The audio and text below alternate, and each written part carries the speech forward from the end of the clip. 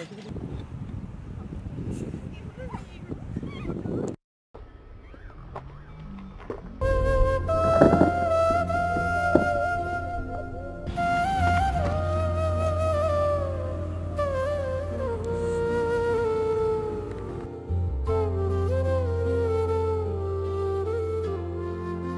आहे तुमचं लक्ष? हा गाडीचा झेंडा खाली पडला, तुम्ही सेल्फी काढत आहे.